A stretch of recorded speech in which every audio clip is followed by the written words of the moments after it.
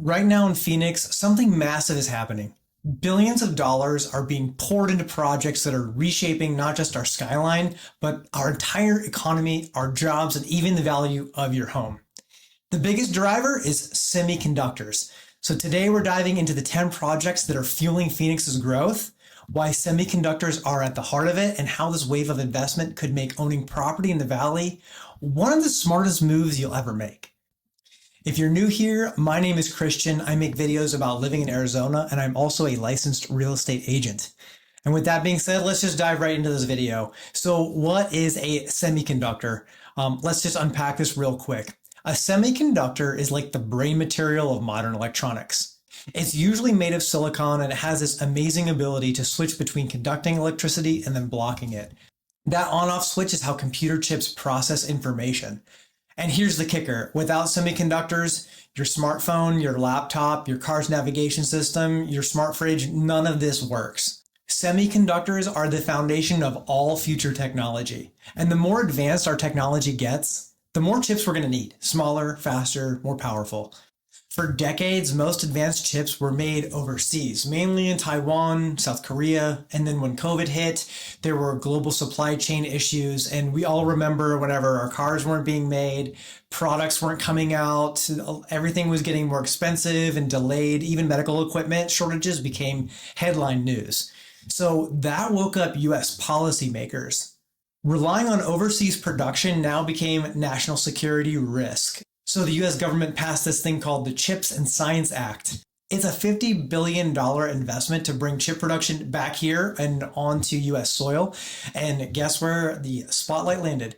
Phoenix, Arizona. So Phoenix, now the Silicon Desert.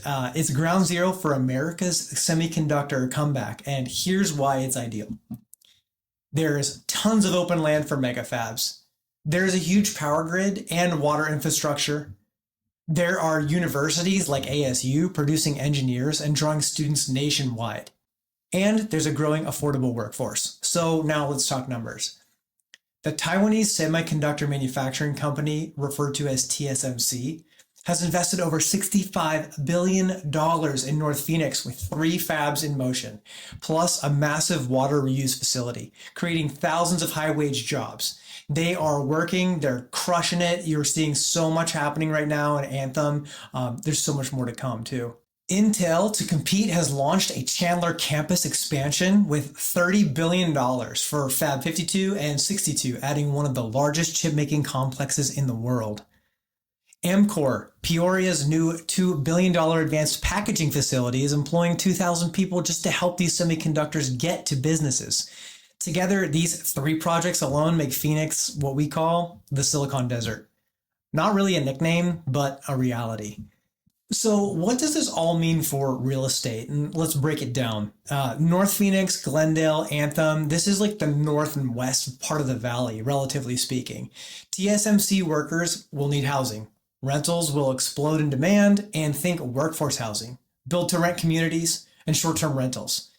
So then if we're looking down where Intel's going, we've got Chandler, Gilbert, Tempe, and this is more like the East Valley and a little southern. This is where Intel's expansion means long-term job growth in the East Valley.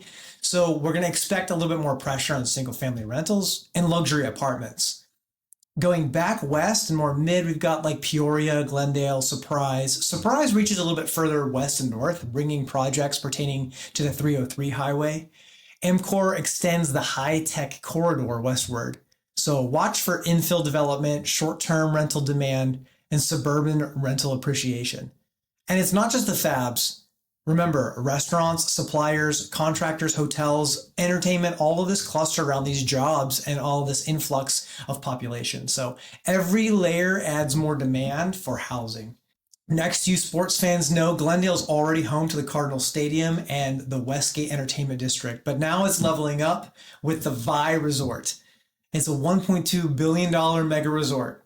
It will be the largest in Arizona, featuring luxury hotels, dining, a massive 11,000-seat amphitheater, and the nation's first Mattel Adventure Park, with attractions themed around Hot Wheels and Barbie. It really cements in Glendale as an entertainment hub, bringing millions of visitors each year. So that means demand for short-term rentals. Airbnb properties, and hospitality-driven investments. All of this is set to explode around Westgate. Number 6 on the list, we've got Novus Innovation Corridor in Tempe. The Novus Innovation Corridor is a $2 billion, 355-acre development right next to ASU and includes 4,000 residential units, 1,000 hotel rooms, and millions of square feet of office and retail. Entertainment venues, all of this is happening. ASU is already one of the largest, if not already the largest university in the nation. So pairing that with modern, walkable, mixed-use district means massive rental demand from students, young professionals, and faculty. Investors here are essentially tapping into a never-ending tenant pipeline. At number 7, South Pier at Tempe Town Lake is just down the road. Tempe Town Lake is getting a $1.8 billion transformation with the South Tier project.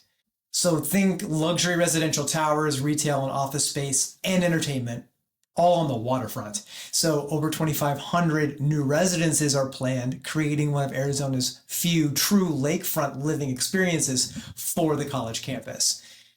Waterfront always carries a premium. So in a desert city, that premium is exponentially magnified. We're going to expect strong appreciation and high rents for condos and apartments here. Number 8, the Metro Center redevelopment.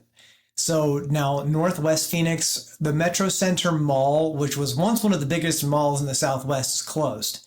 It closed in 2020, but now it's being reimagined into an $850 million mixed-use development with housing, offices, and retail, all centered around a brand new light rail station, which just opened this year. Transit-oriented development, or TOD, historically drives up values and reduces vacancy rates.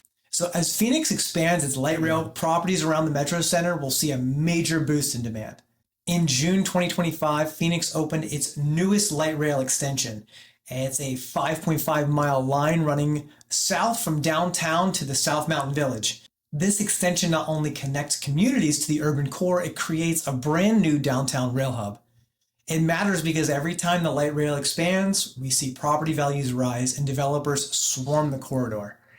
South Central Phoenix, long overlooked and definitely long in need of a facelift, is now a prime area for redevelopment and rental growth.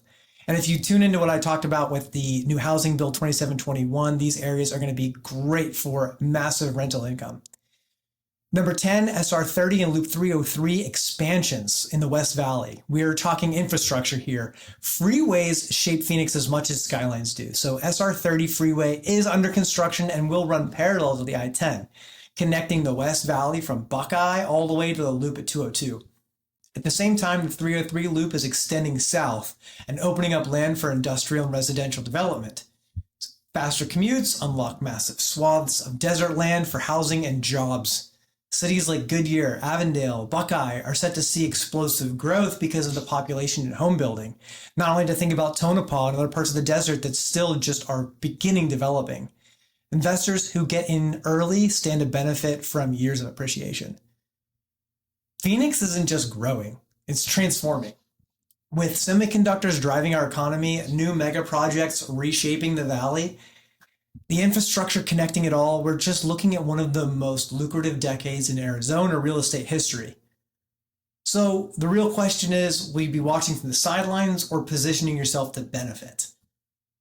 I'm all about talking strategy. I'd love to book an appointment with you using the link below, anything in the show notes, whether you're buying, investing, or just exploring your options.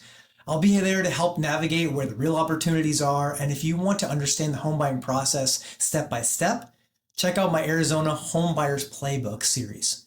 I break down every stage from house hunting to closing in short 1-minute digestible videos. If you're an investor, watch my short about Housing Bill 2721. This casually overlooked new law is going into effect January 1st, 2026. And I believe it's going to make owning rentals far more lucrative by giving access to build multifamily units in previously zoned single-family districts. Without commercial building codes, lot restrictions, or parking restrictions. This is Phoenix, this is the Silicon Desert, and this is your opportunity.